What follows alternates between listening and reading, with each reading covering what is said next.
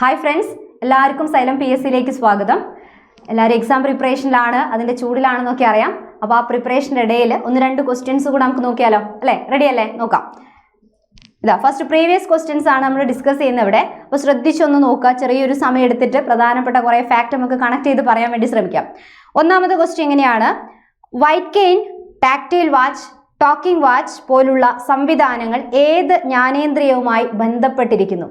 Text ബുക്കിൽ വ്യക്തമായിട്ട് കൊടുത്ത കാര്യങ്ങൾ അടിസ്ഥാനമാക്കിയിട്ടുള്ള ഒരു ക്വസ്റ്റ്യൻ ആണിത്. SCERT ടെക്സ്റ്റ് ബുക്കിൽ വ്യക്തമായിട്ട് പറയുന്ന കാര്യമാണ് അല്ലേ.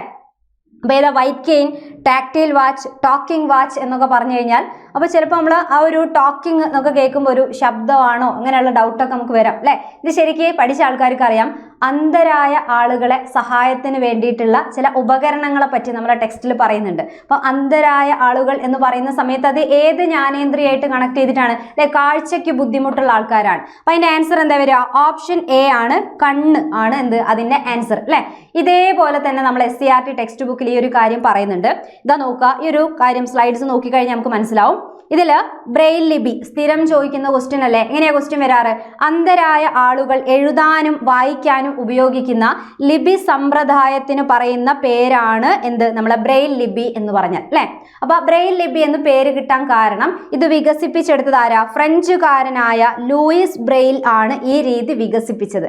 അതുകൊണ്ടാണ് ഇതിന് ആ പേര് കിട്ടാനുള്ള കാരണം അല്ലേ. അപ്പൊ അതിൽ നമ്മൾ കണ്ടതായിരിക്കും. അപ്പം അങ്ങനെയുള്ള ആൾക്കാർ എഴുതുക വായിക്കുക എന്നൊക്കെ പറയുന്ന സമയത്ത് ആ പേപ്പറിൽ കുറെ കുത്തുകൾ ഇങ്ങനെ ഉണ്ടാക്കിയിട്ടാണ് ചെയ്യുന്നത് അല്ലെ. എന്നിട്ട് അത് തൊട്ട് നോക്കിയിട്ടാണ്, കടലാസിൽ തൊട്ടറിയാൻ കഴിയുന്ന വിധം ഉയർന്നു നിൽക്കുന്ന കുത്തുകൾ വഴിയാണ് അക്ഷരങ്ങൾ ഈ രീതിയിൽ രേഖപ്പെടുത്തുന്നത്. അപ്പൊ അന്ധരായ ആളുകൾ എഴുതാനും വായിക്കാനും ഉപയോഗിക്കുന്ന ലിപി ചോദിച്ചാൽ ബ്രെയിൽ ലിപി എന്ന് ആൻസർ പറയാം. ഇപ്പൊ നമ്മൾ ക്വസ്റ്റ്യനിൽ കണ്ട വാക്കിത ഇതേപോലെ തന്നെ ടെക്സ്റ്റ് ബുക്കിൽ കൊടുത്തിട്ടുണ്ട്.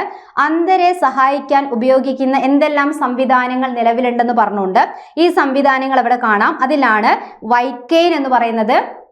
ഒന്നിപ്പോൾ ബ്രെയിൻ ലിപി നമ്മൾ പറഞ്ഞു, അതേപോലെ എന്താ ടാക്ടൈൽ വാച്ച്, ടോക്കിംഗ് വാച്ച് എന്നൊക്കെ പറഞ്ഞാൽ ഇതുമായിട്ട് കണക്റ്റഡ് ആയിട്ട് വരുന്നതാണ്.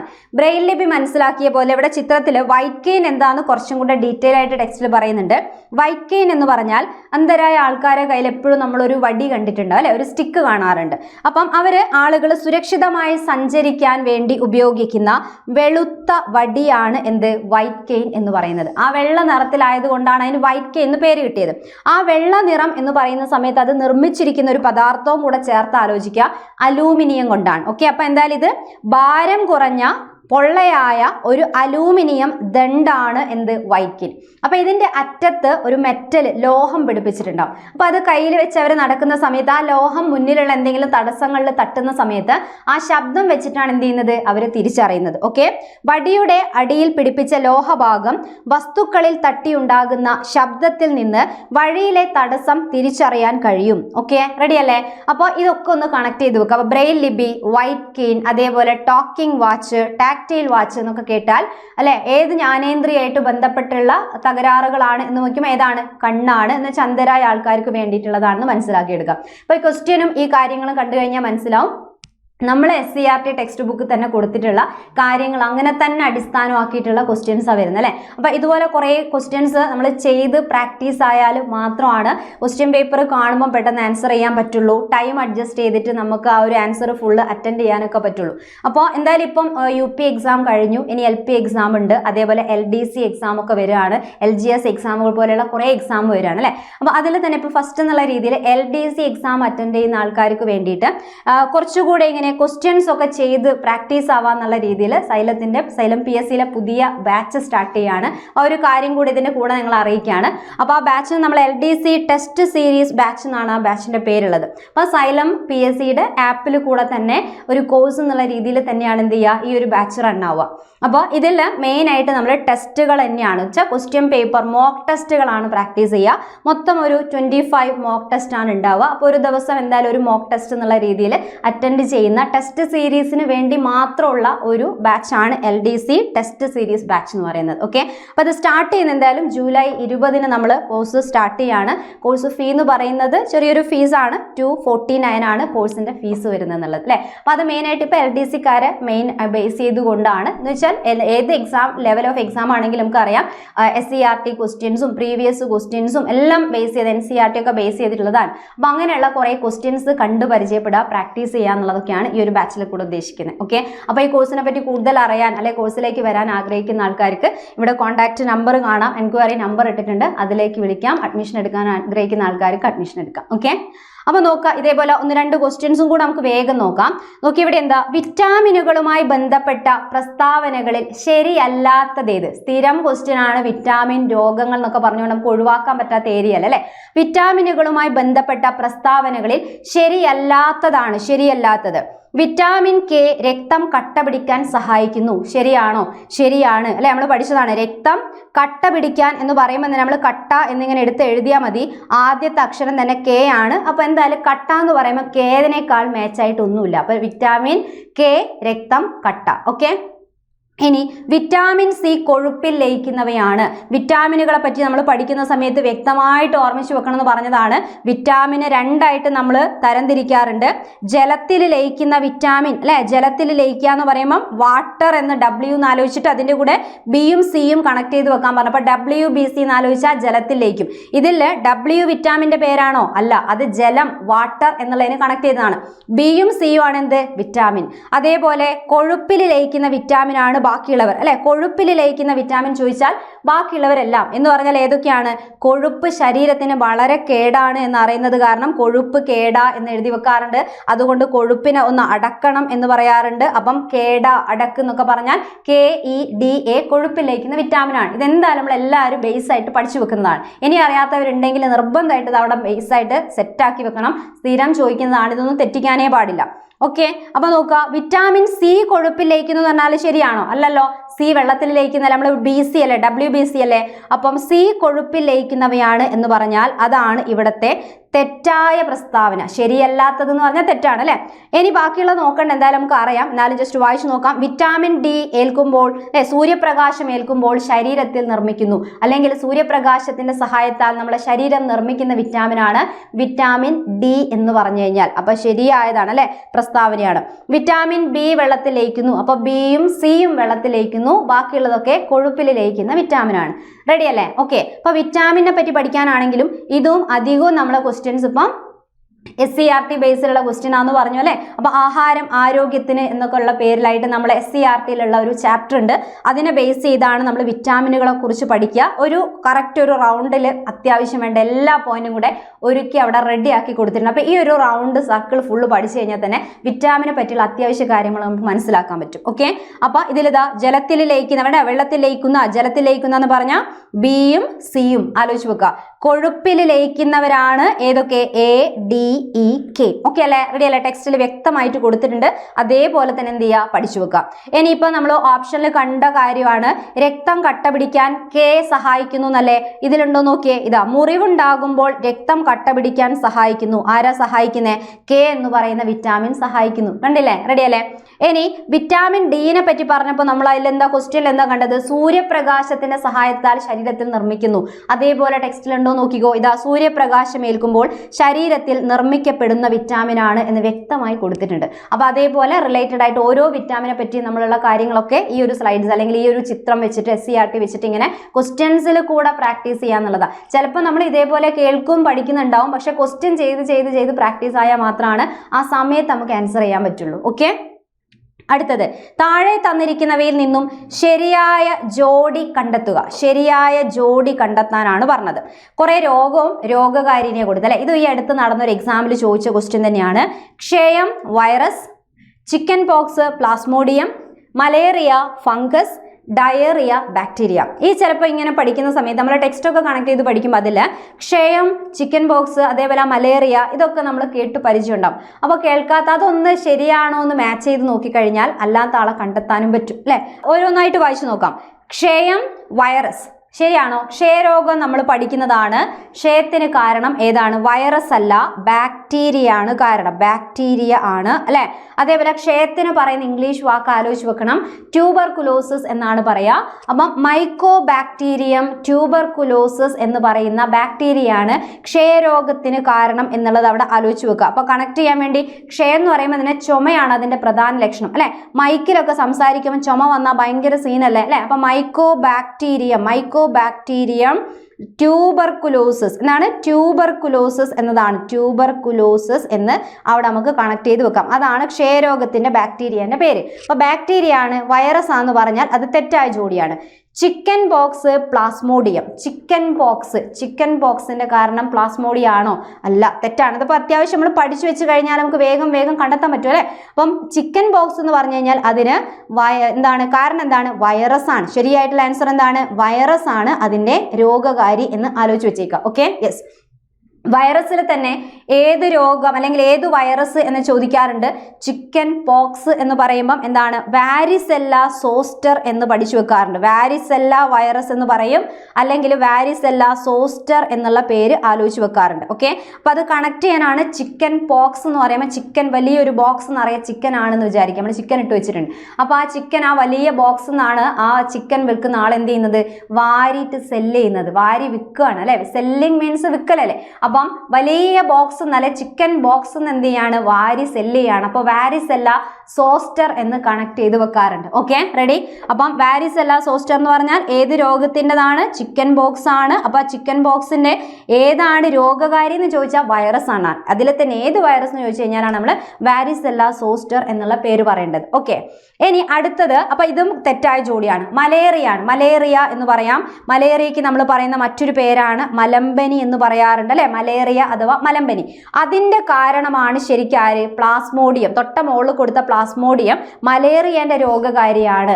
അത് പ്രോട്ടോസോവ വിഭാഗത്തിൽ വരുന്ന. അപ്പൊ ഇവിടുത്തെ ആൻസർ ഫംഗസ് കൊടുത്താൽ തെറ്റാണ് അല്ലെ. അപ്പൊ ആൻസർ എന്താ വരിക? പ്രോട്ടോസോവ. വിഭാഗം ചോദിച്ചാൽ ഇപ്പൊ ബാക്ടീരിയ, വൈറസ് എന്ന് പറയുന്നത് പോലെ ഏത് വിഭാഗം എന്ന് ചോദിച്ചാൽ പ്രോട്ടോസോവ എന്നാ പറയാ.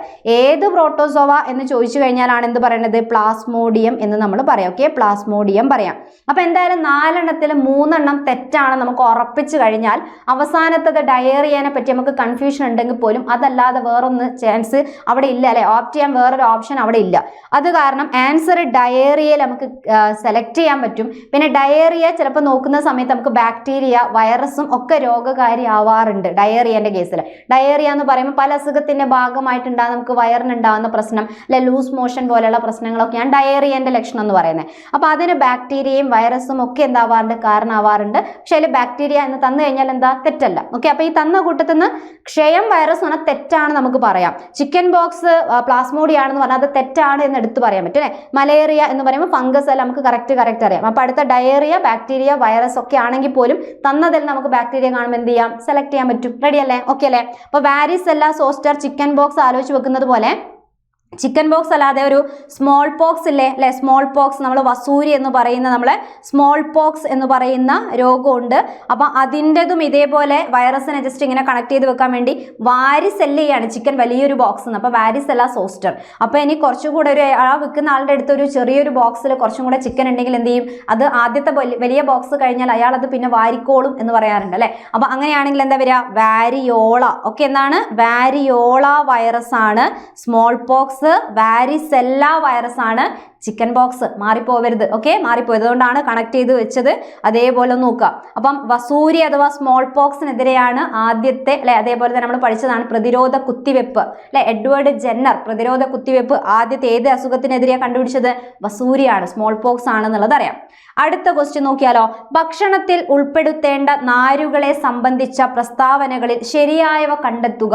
അപ്പൊ ഇതൊക്കെ നാരിനെ കുറിച്ചൊക്കെയുള്ള ക്വസ്റ്റ്യൻ ഒക്കെ ചോദിച്ചു കഴിഞ്ഞാൽ നമ്മളിതിപ്പോ എവിടെന്നാ എടുത്തിട്ട് പഠിക്കുക, എങ്ങനെയാണ് ആൻസർ ചെയ്യാന്ന് വെച്ചാൽ ഇതൊക്കെ ഇതേപടി നമ്മളെ ടെക്സ്റ്റ് ബുക്കിൽ തന്നെ തന്നിട്ടുണ്ട്. അതാണ് ചോദിക്കുന്നത്. അത്ര ധൈര്യത്തിൽ അവർ ചോദിക്കുന്നുണ്ട്. ആ ടെക്സ്റ്റ് ബുക്കിൽ അത് ഉണ്ട് അല്ലെ. അപ്പൊ അത് നമ്മൾ അറിഞ്ഞില്ല എന്നുണ്ടെങ്കിൽ അത്രയും നമ്മൾ ആ ടെക്സ്റ്റ് കൃത്യമായിട്ട് നോക്കിയാൽ മാത്രമേ അത് കിട്ടുള്ളൂ. അപ്പൊ എവിടെ എന്തൊക്കെ ക്വസ്റ്റ്യൻസ് ഉണ്ട്, എങ്ങനെയൊക്കെ ചോദിക്കാന്ന് അറിയണമെങ്കിൽ എന്തായാലും ക്വസ്റ്റ്യൻസ് ചെയ്ത് പ്രാക്ടീസ് ആവുക വേണം.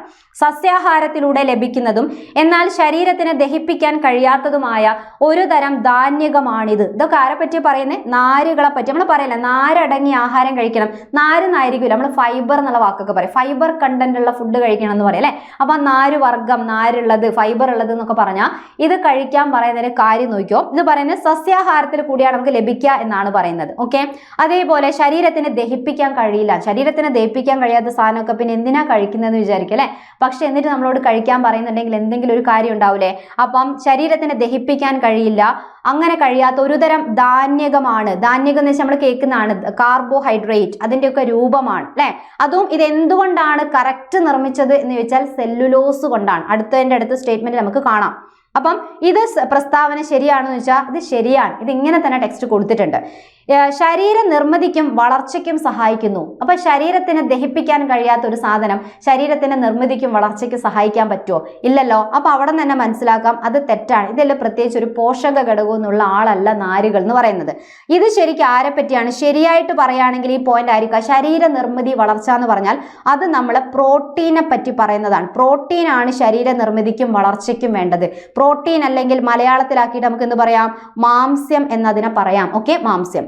ഇനി ഇവ സെല്ലുലോസ് കൊണ്ടാണ് നിർമ്മിച്ചത്. നാരുകൾ സെല്ലുലോസ് കൊണ്ടാണ് നിർമ്മിച്ചത് എന്ന് പറഞ്ഞാൽ അത് ഓക്കെ, അത് ശരിയായിട്ടുള്ള പ്രസ്താവനയാണ്. സെല്ലുലോസ് എന്ന് വെച്ചാൽ സസ്യാഹാരത്തിൽ കൂടെ കിട്ടും.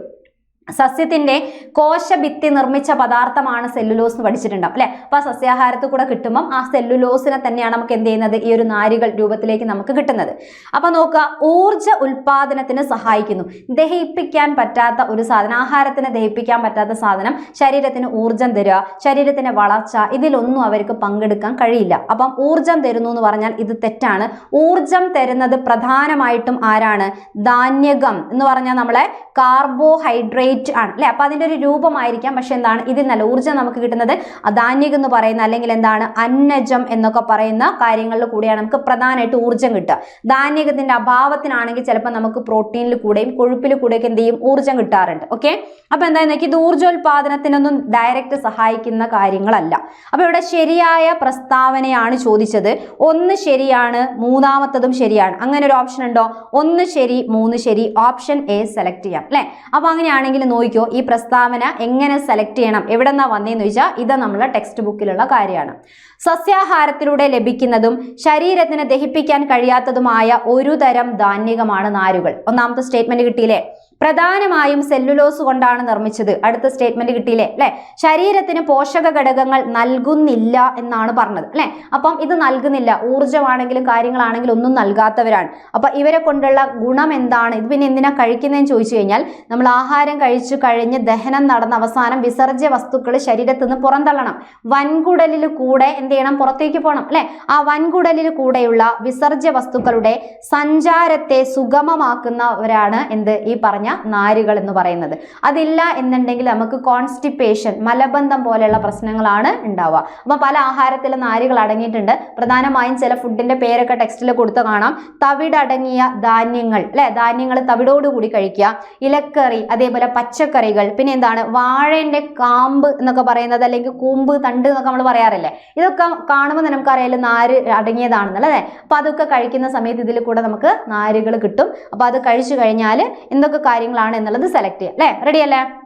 അപ്പൊ എന്തായത് വായിക്കുമ്പോൾ മനസ്സിലാവും. ഓപ്ഷന്റെ അവസ്ഥ കാണുമ്പോൾ 2 എണ്ണമാണ് സെലക്ട് ചെയ്യാൻ പറ്റുക. അപ്പൊ അത് ഏറ്റവും 2 ശരിയായിട്ടുള്ള പ്രസ്താവനയാണ്, 1ാമത്തതും 3ാമത്തതും.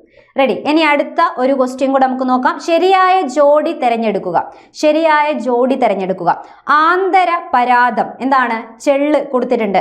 ബാഹ്യ പരാദം വിര, ഇരപിടിയൻ സസ്യം സൺട്യൂ, പരപോഷികൾ സസ്യങ്ങൾ എന്നാണ് കൊടുത്തത്. അപ്പൊ ഇതിൽ ശരിയായ ജോഡി ഏതാണ്? പരാദം എന്ന് പറഞ്ഞാൽ എന്താ? ഒരു ആതിഥേയ ജീവിയെ ആശ്രയിച്ച് ജീവിച്ച് അവർക്ക് പ്രശ്നങ്ങൾ ഉണ്ടാക്കുന്നവരെയാണ് നമ്മൾ പരാദ ജീവികൾ, പാരസൈറ്റ് എന്ന് പറയാം. ചില പരാദങ്ങൾ നമ്മുടെ ശരീരത്തിന്റെ ഉള്ളിൽ കയറും, ചിലത് നമ്മുടെ ശരീരത്തിന്റെ പുറത്ത് ജീവിക്കുന്നതായിരിക്കും അല്ലെ. ശരീരത്തിന്റെ ഉള്ളിലുള്ളവയെ നമ്മൾ ആന്തര പരാദം എന്നും ശരീരത്തിന്റെ പുറത്തുള്ളവയെ ബാഹ്യ പരാദം എന്നാ പറയാം. നമ്മുടെ തലയിലൊക്കെ പാൻ ഉണ്ടാവാറില്ലേ അല്ലെ. അപ്പൊ എല്ലാവരുടെ തലയിലും നിർബന്ധമായിട്ട് വേണ്ടതല്ല, ജസ്റ്റ് പറഞ്ഞതാണ്. അപ്പൊ പാൻ എന്ന് പറഞ്ഞാൽ ശരീരത്തിന്റെ പുറത്തുള്ളതാണ്. അപ്പൊ പാൻ ഒരു ബാഹ്യ പരാദത്തിന്റെ എക്സാമ്പിൾ ആണ്. അതേപോലെ ഇവിടെ കൊടുത്തത് ചെള്ളാണ്. ചെള്ള് എന്ന് പറഞ്ഞു കഴിഞ്ഞാൽ നമുക്കറിയാം ഡോഗിന്റെ ഒക്കെ മുകളിൽ അല്ലെ, നായ, ഇതിന്റെയൊക്കെ മുകളിൽ നമ്മൾ എന്ത് കാണാറുണ്ട്? ചെള്ള് ഉണ്ടാവാറുണ്ട്. അപ്പൊ ആ ചെള്ള് ശരീരത്തിന്റെ പുറത്തല്ലേ ഉള്ളത്. അപ്പൊ ആന്തര പരാദമാണോ? അല്ല. അപ്പൊ ഇത് തെറ്റാണ്. അപ്പൊ ചെള്ളെന്ന് പറഞ്ഞാൽ എന്ത് പരാദമാണ്? അത് ബാഹ്യ പരാദമാണ്. ബാഹ്യ പരാദം. ഓക്കെ. അപ്പം ചെള്ള്, പേൻ എന്നൊക്കെ പറഞ്ഞു കഴിഞ്ഞാൽ പേൻ ആണെങ്കിലും ചെള്ളാണെങ്കിലും ഒക്കെ എന്തിന് എക്സാമ്പിൾ ആണ്? ബാഹ്യ പരാദത്തിന്റെ എക്സാമ്പിൾ ആണ്. നമ്മളെ ശരീരത്തിന്റെ ഉള്ളിൽ കയറുന്നത് ചില വിരയാണ് അല്ലെ. ആ വിരയാണ് ആന്തരപരാതം. വിരേനെ ഇവിടെ ബാഹ്യപരാതം എന്നാണ് കൊടുത്തത്. സോ ഇത് എന്താണ്? തെറ്റാണ്. വിരകൾ ആന്തരപരാതമാണ്. ഇരപിടിയൻ സസ്യം സൺഡ്യൂ എന്നാണ് കൊടുത്തത്. ഇരപിടിയൻ സസ്യങ്ങളെ പറ്റി നമ്മളെ ടെക്സ്റ്റിൽ വ്യക്തമായിട്ട് കൊടുക്കുന്നുണ്ട്. നൈട്രജന്റെ അഭാവമുള്ള മണ്ണിൽ വളരുന്ന സസ്യങ്ങൾ എന്ത് ചെയ്യുന്ന വെച്ചാൽ ആ അഭാവം നികത്താൻ വേണ്ടിയിട്ട് അങ്ങനെ എന്ത് ചെയ്യാണ്?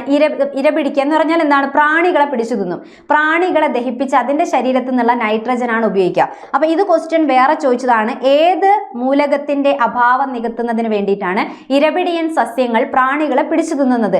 ഏതാണ്? അവർ മണ്ണിൽ നൈട്രജന്റെ അഭാവം ഉള്ളതുകൊണ്ട് നൈട്രജൻ കിട്ടാൻ വേണ്ടിയിട്ടാണ് അവരെങ്ങനെ ചെയ്യുന്നത് അല്ലെ. അതിന് എക്സാമ്പിൾ ആയിട്ട് നമ്മളെ ടെക്സ്റ്റ് ബുക്കിൽ കൊടുത്ത കുറെ പേരുകൾ ഇങ്ങനെ കാണാൻ ഓർമ്മിച്ച് വെക്കേണ്ടതാണ്. എന്ത്? ഒന്ന് പിച്ചർ പ്ലാന്റ് എന്ന് പറയുന്ന പിച്ചർ സസ്യം, പിച്ചർ പ്ലാന്റ് എന്ന് പറയും. അതിന് തന്നെ വേറെ പേരാണ് നെപ്പന്തസ് എന്നൊക്കെ പറയുന്ന പേര് നമ്മൾ വിളിക്കുന്ന ചെടിയുണ്ട്, ഒരു പാത്രം പോലെ അല്ലെ.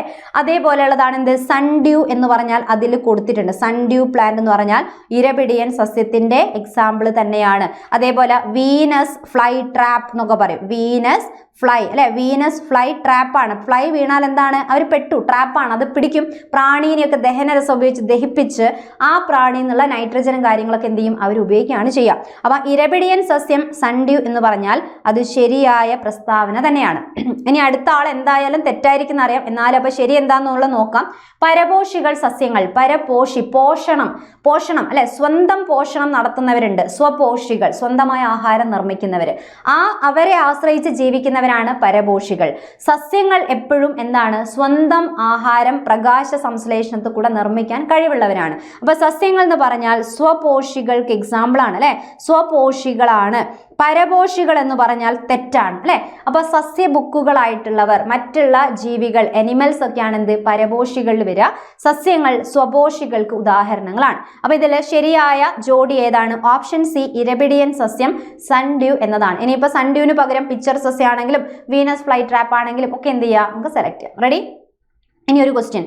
കോശഭിത്തിയിൽ കാണപ്പെടുന്ന ഏത് പോളിസാക്രൈഡ് ആണ് കോശഭിത്തി മറികടന്നെത്തുന്ന രോഗാണുക്കൾ കോശസ്തരത്തിലൂടെ പ്രവേശിക്കുന്നത് തടയുന്നത്? നമുക്കറിയാം, നമ്മുടെ ശരീരം രോഗാണുക്കളെ പ്രതിരോധിക്കാൻ വേണ്ടി ശരീരത്തിന് ചുറ്റും നമ്മളെ സ്കിൻ ഉണ്ട്, ത്വക്കുണ്ട് അല്ലെ. അതല്ലാണ്ട് മറ്റു പല സംവിധാനം, ശ്ലേഷ്മ സ്തരങ്ങളുണ്ട് അല്ലെ. ലൈസോസൈമു പോലെയുള്ള രാസാഗ്നികൾ കണ്ണുനീരിലും ഒക്കെ ഉണ്ടെന്നൊക്കെ അറിയാം, ഉമിനീരിലൊക്കെ ഉണ്ടെന്ന് അറിയാം. എന്നുവെച്ചാൽ രോഗാണുള്ളിൽ കയറുന്നത് തടയാൻ നമുക്ക് പല മാർഗങ്ങളുണ്ട്. അതേപോലെ സസ്യങ്ങളും പല മാർഗത്തിൽ കൂടെ എന്ത് ചെയ്യും? അതിനെ സംരക്ഷിക്കും. അപ്പൊ സസ്യത്തിന്റെ ഇലയൊക്കെ നോക്കിക്കഴിഞ്ഞാൽ ഇങ്ങനെ ഒരു വാക്സി കോട്ടിങ്, മെഴുകു പോലത്തെ ആവരണങ്ങളുണ്ട്. അതിനാണ് ശരിക്കും ക്യൂട്ടിക്കിൾ എന്ന് പറയും. ഇവിടെ ഓപ്ഷൻ ഡിയിൽ കാണാം ക്യൂട്ടിക്കിൾ എന്നൊക്കെ പറയും. അപ്പൊ കോശഭിത്തി എന്ന് പറയുന്നത് സസ്യങ്ങൾക്ക് നല്ലൊരു ഉറപ്പ്, സപ്പോർട്ട്, സംരക്ഷണം ഒക്കെയാണ് കൊടുക്കുക. അപ്പൊ കോശഭിത്തി മറികടന്ന് ഏതെങ്കിലും രോഗാണു ഉള്ളിൽ കയറുകയാണെങ്കിൽ അതിൻ്റെ ഉള്ളിൽ വെച്ചിട്ട് എന്ത് ചെയ്യാണ്? കോശഭിത്തിയിൽ രൂപപ്പെടുന്ന ഒരു പോളിസാക്രൈഡ് കോശഭിത്തി മറികടന്നെത്തുന്ന രോഗാണുക്കൾ കോശസ്തരത്തിലൂടെ പ്രവേശിക്കുന്നത് എന്ത് ചെയ്യും? തടയും. അപ്പൊ കോശഭിത്തിയിൽ ഉണ്ടാക്കുന്ന പോളിസാക്രൈഡിന്റെ പേരെന്താന്നാണ് ക്വസ്റ്റ്യൻ. ഇത് 10ാം ക്ലാസ്സിലുള്ള 5ാമത്തെ ചാപ്റ്റർ ആയിട്ടുള്ള സോൾജിയേഴ്സ് ഓഫ് ഡിഫൻസ്, പ്രതിരോധത്തിന്റെ കാവലാളുകൾ എന്ന് പറയുന്ന ചാപ്റ്ററിന്റെ അവസാനം സസ്യങ്ങളിലെ പ്രതിരോധം എന്ന് പറയുന്ന ഒരു ഭാഗമുണ്ട്. അവിടെ പറയുന്ന ഒരു ഫാക്റ്റ് ആണ്. ഏതാണ്? കാലസ്, സെല്ലുലോസ്, കാലോസ്, ക്യൂട്ടിക്കിൾ അല്ലെ. ആകെ കൺഫ്യൂഷൻ ആവാം. സെല്ലുലോസ് എന്ന് പറയുമ്പോൾ കോശഭിത്തി നിർമ്മിച്ച പദാർത്ഥമാണ് എന്ത്? സെല്ലുലോസ്. കാലസ് എന്നുള്ള വാക്ക് നമ്മൾ പഠിക്കുന്നത് ടിഷ്യൂ കൾച്ചർ നടത്തുന്ന സമയത്ത്. ടിഷ്യൂ കൾച്ചർ എന്ന് പറഞ്ഞാൽ നമ്മളൊരു സസ്യത്തിന്റെ എന്തെങ്കിലും കുറച്ചൊരു കുഞ്ഞു ഭാഗം, കലകൾ, ഒരു കോശം അല്ലെങ്കിൽ കുറച്ച് കോശത്തിന്റെ കൂട്ടമായ കലകൾ കിട്ടിയാൽ അത് വളർന്ന് എന്തായി മാറും? അവസാനം കുറേ കുറച്ചും കൂടെ വലിയൊരു ഭാഗമായി മാറുമ്പം അതിനെയൊക്കെയാണ് നമ്മൾ കാലസ് എന്ന് പറയുന്നത് അല്ലെ. അപ്പം അതല്ല, അതേപോലത്തെ വേറെ വാക്കാണ് ഓപ്ഷൻ സി, കാലോസ് ആണ് ആൻസർ. കാലോസ്, മാറിപ്പോവരുത്. കാലസ് എന്ന് പറഞ്ഞാൽ ടിഷ്യൂ കൾച്ചറായിട്ട് ബന്ധപ്പെട്ട ഒരു കാര്യമാണ്. കാലോസ് ആണ് ഇവിടെ നിർമ്മിക്കുന്ന പോളിസാക്രൈഡ്. സെല്ലുലോസ് എന്താ? കോശഭിത്തി നിർമ്മിച്ച പദാർത്ഥം എന്താണ് എന്ന് ചോദിച്ചാൽ അതിന്റെ ആൻസർ ആണ് സെല്ലുലോസ് വരിക. ക്യൂട്ടിക്കിൾ എന്ന് പറഞ്ഞാൽ മെഴുകു കൊണ്ടുള്ള ഒരു ആവരണം, മെഴുക് ആവരണമാണ്.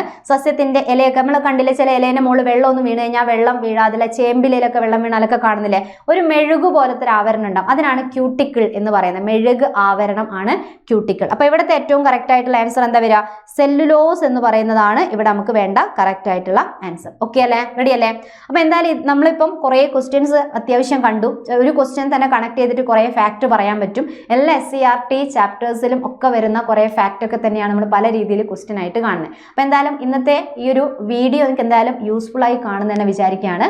അപ്പോൾ ഇതുപോലെ കൂടുതൽ ക്വസ്റ്റ്യൻസ് ഒക്കെ ചെയ്ത് എന്തായാലും പ്രാക്ടീസ് ആക്കാനും ഏതൊക്കെ ഏരിയ ആണോ പ്രയാസമുള്ളത് ആ ഏരിയ ഒക്കെ ഒന്ന് സ്ട്രോങ് ആക്കാനൊക്കെ ആയിട്ട് ആ പറഞ്ഞ ടെസ്റ്റ് സീരീസ് എന്ന് പറയുന്ന നമ്മളെ ബാച്ചിൽ ജോയിൻ ചെയ്യാൻ ആഗ്രഹിക്കുന്ന ആൾക്കാർക്ക് എത്രയും പെട്ടെന്ന് എന്ത് ചെയ്യാം, ഈ കാണുന്ന നമ്പറിൽ വിളിക്കാം, ജോയിൻ ചെയ്യാം. അതേപോലെ നമ്മൾ സൈലം PSC എന്ന് പറയുന്ന ഈ യൂട്യൂബ് ചാനൽ ഇതുവരെ സബ്സ്ക്രൈബ് ചെയ്യാത്തവരുണ്ടെങ്കിൽ സബ്സ്ക്രൈബ് ചെയ്യുക. അങ്ങനെയാണെങ്കിൽ ഇതിൽ കിട്ടുന്ന ഇതേപോലത്തെ ക്ലാസ്സസ് ആണെങ്കിലും പുതിയ അപ്ഡേഷൻസ് ഒക്കെ എന്ത് ചെയ്യാം, ആ സമയത്ത് തന്നെ അറിയാൻ പറ്റും. ഓക്കെ, അപ്പോൾ എല്ലാവർക്കും വീഡിയോ ഇഷ്ടപ്പെട്ടു, യൂസ്ഫുൾ ആയി കാണുമെന്ന് വിചാരിക്കുന്നു. വീണ്ടും കാണാം. Thank you.